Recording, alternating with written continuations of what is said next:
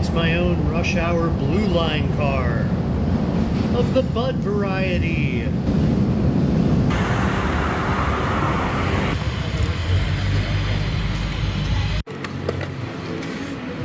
Oh yeah, that's some steak.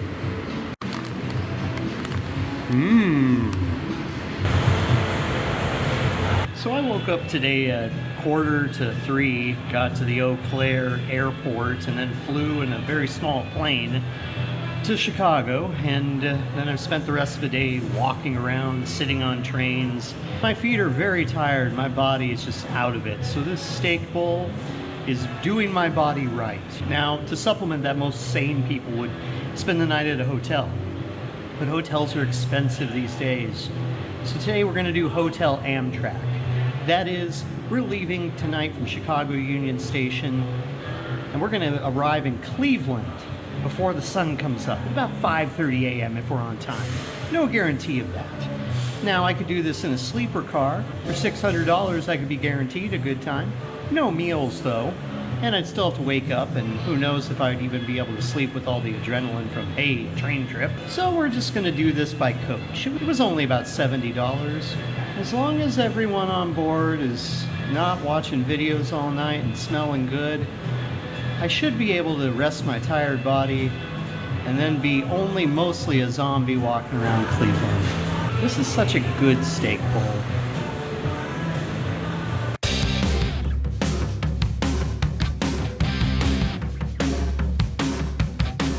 Amtrak coach is a crapshoot on quality, even for the least picky travelers. But with high gas prices and expensive airline fares, it's again become a consideration for most travelers that know it exists at all. Cleveland, Ohio is served only by 4 daily Amtrak trains, both routes under cover of darkness in each direction. Our train 48 is the eastbound ladder of the two. The latest departing train from Chicago Union Station, it's one of a handful of major city pairs that get their passenger rail service in the form of what amounts to European-style night train service via the American Passenger Rail Corporation. Always Clinton, we hate Clinton. There's a lot of stairs. Okay. Only that many more stairs. Yep. Well, it's better than wearing that flappy hat and the heavy coat, I guess. But being out of breath is kind of a downer. Now we're taking Amtrak coach. When you buy an Amtrak coach ticket, they send you an email saying, enter on the Clinton Street entrance. The Great Hall is your waiting area. And usually I will get a lounge pass, but I think we need to see what it's like on the other side of things. I don't even think we need to rush the gate tonight. I don't think it'll have any difference on who is on that train with us tonight. I just don't envision myself eating $35 of snacks right before trying to go to sleep in a single level Amtrak car and coach. Well, that's the place, but we gotta go to the back door.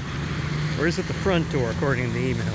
As the 7000 series CTA trains call it, Amtrak Union Station. The hub of Amtrak's semi-transcontinental services, Chicago's Union Station waiting area demeanor looks historic and wonderful, but the overall mood is set by its passengers and their tribulations, frustrations, but hopefully a lack thereof. Learning to Fly is a wholly inappropriate song for a train station. Before we get into the Great Hall, let's take a look at our route for tonight. Departing Chicago at 9:30 in the evening, our route takes us south out of the city, turning towards South Bend, Indiana, and a crossover into the Eastern Time Zone. Elkhart, Waterloo, and Bryan are spaced out over a couple hours running time prior to a longer stop in Toledo, the first northern Ohio city among our early morning stops of Sandusky and Elmira, prior to our arrival in Cleveland around 5:30 in the morning if we're running on schedule, which this train does its fair share of the time on these private host freight railroads. So much more reverent at night. We got some delays and some early trains, a little of both. Our departure is the final of the evening for Amtrak. The Great Hall at this time limits seating to the wooden benches in its transit echo chamber. It was nicely subdued on this Monday morning. Travelers didn't seem overly agitated for now.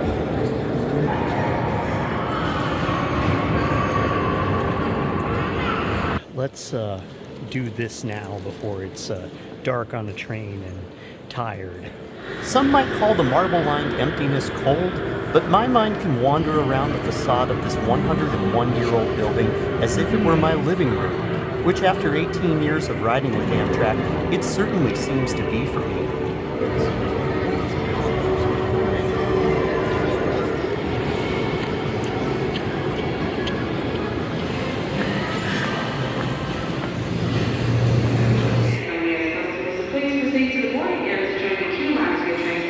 I didn't know that was going to happen. I swear I didn't just start walking. I did just start walking. Amtrak constricts coach passengers to one long line, which seems crowded because many don't wait in the larger waiting areas, as I used to. They await the boarding call right at the entryway to the zigzag queue that precedes the walk down the platform to your train. Not pictured here is the infamous 10-minute or more mid-line hold by Amtrak's gate agents. The one that makes everyone in line grumble that this is America and it has the worst passenger rail in the world. While I somewhat understand their gripes, this is a day when the boarding is happening still relatively on time, if not early. I remain upbeat about the capacity of this train and being toward the front of the line headed to the front of our train to board what will eventually split off at Albany, New York to form part of the consist headed to Boston rather than New York City. But since that takes place later in the trip, Cleveland-bound passengers are told to co-mingle with Massachusetts-bound travelers in this, the front Amfleet 2 coach car, with its fresh new Amtrak class-specific livery.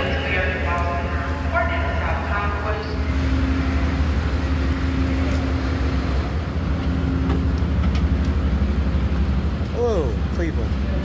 2 more doors down, too. Thank you. These coaches look like those on Northeast regional trains, but these are Amfleet 2s and only have a single set of side doors per car, a wider spacing of each seat in coach, and larger windows, minorly different interior amenities as well. I think we're gonna get some horn tonight.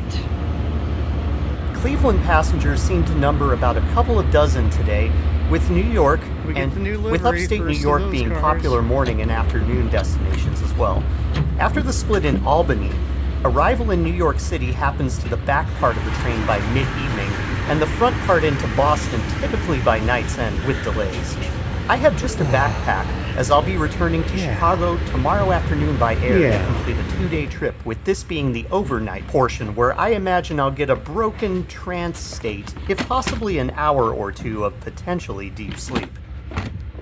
These train sets will conceptually be replaced in a decade's time, once the Aero cars roll out and then production can move over to the new, probably Siemens long-distance coaches. So it's great to get my time in coach with the great recline and immense padding of these recently refreshed long-distance seats. The new coach seats will be inevitably smaller in padding, maybe width, and likely tighter spaced, so time to stretch out, meet some random seatmate these days, and enjoy what can either be mundane or chaotic solo overnight rides in Amtrak coach, while the rates are low and spirits are high. Departing Chicago, I set up my inflatable lumbar pillow, but forgot a head pillow of the same sort, so I had to set myself into an initially comfortable position for sleep after getting what little streetlight illuminated scenes I could here in South Chicago and beyond at the station stops I chose to wake up for. I limited my liquid intake so I didn't need to bypass my seatmate for a restroom check tonight, but he did get up after departure to buy some items from the cafe car, which is open for the first late hour of the trip.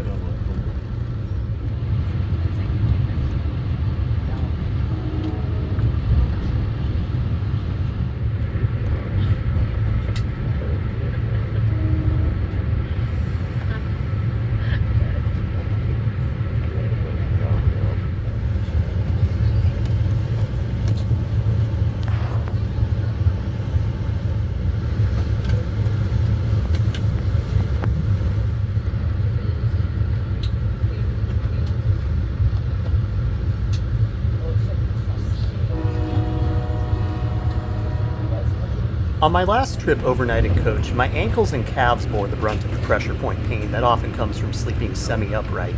Tonight it would be my feet. Arch is still aching from my walk around the city. I need to get some insoles. Bringing my neck pillow would have also been a good idea. It's not that I sleep more in a sleeping car roomette, I just have my night train riding stance in a position more akin to normal sleep there, so my body can sort out recovering a day's wandering from my muscular system.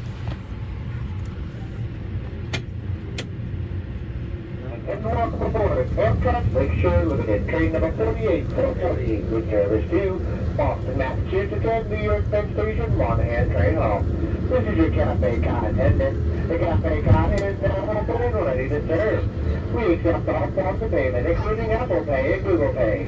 Cash is always welcome. Please don't bill with larger than $20. The Cafe Car is located at the front of today's train in the direction of travel and will remain open until 11 p.m. Central, 12 a.m. Eastern Time. The Cafe Car will reopen in the morning at 6:30 a.m. Don't forget this time, the Cafe Car is open and serving and will remain open until 11 p.m. Central, 12 a.m. Eastern Time. Down here in coach, it's kind of luck of the draw depending on how the people around you are interacting with each other, how many opens of the vestibule door you get, and whether anyone's on their phone, which thankfully tonight there weren't. Folks around me ceased to stir by South Bend, which along with Elkhart and other stations I dozed through trying to make deeper sleep happen. But therein lies the problem.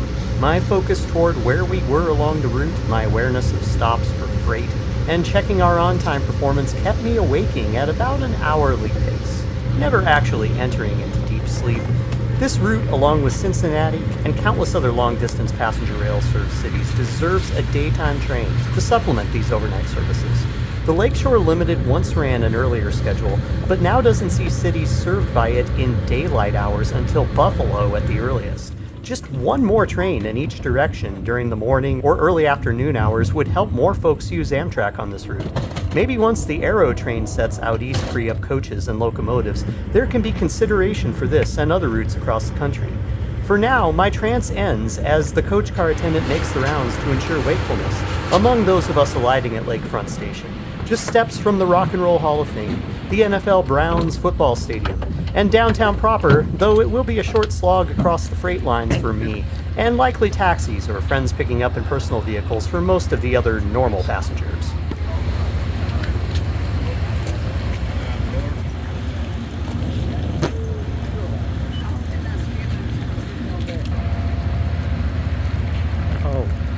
Lakefront Station was constructed to alleviate Amtrak of electric locomotive switches required to run directly into downtown's Tower City Terminal. An RTA light rail line is nearby, but not running, save for Browns games these days. The late 70s constructed station never was a stylish place, but they get at least a 6 out of 10 on my scale for having Amtrak's onboard soap in the restroom today, something I don't get even at New York's Moynihan Train Hall. Well, how did that go? At times we were running as much as an hour behind schedule, and then by Elira, 20 minutes. Got in, I believe, less than that. It's still a very sleepy city, but it's about the level of daylight I expected to start seeing. So, yeah, fun times. I am not mostly a zombie, much less than when I took the red eye from LAX. I think with some kind of caffeine, this will be doable. It's going to be a low-key kind of day. I'm not going to put the water in the bottle. Don't need the extra weight this morning. That was not a pillow I brought. It was a duffel bag that was folded up. It seemed like a pillow, so yeah, that was a little tough, but I don't know. I think when I do the next trip, I'm going to just bring a pack full of actual pillows, because that won't involve a plane and it'll be possible. I'd say it was fine. Good use of Hotel Amtrak. Thanks for coming along. Let's ride some RTA. A shout out to my seatmate Sam, who was on his way to Boston. Way to be hospitable, and I hope your trip didn't seem as long as you thought it'd be. I'd have switched places with him, but only could I make a day of transit tourism on Cleveland's RTA, which along with my flight to Chicago from Eau Claire, Wisconsin, will make up the next videos in this series. As for the Lakeshore Limited, I'll be riding the full westbound trip from New York City this June. Subscribe to see those videos and check out these others. I'll see you on the next one.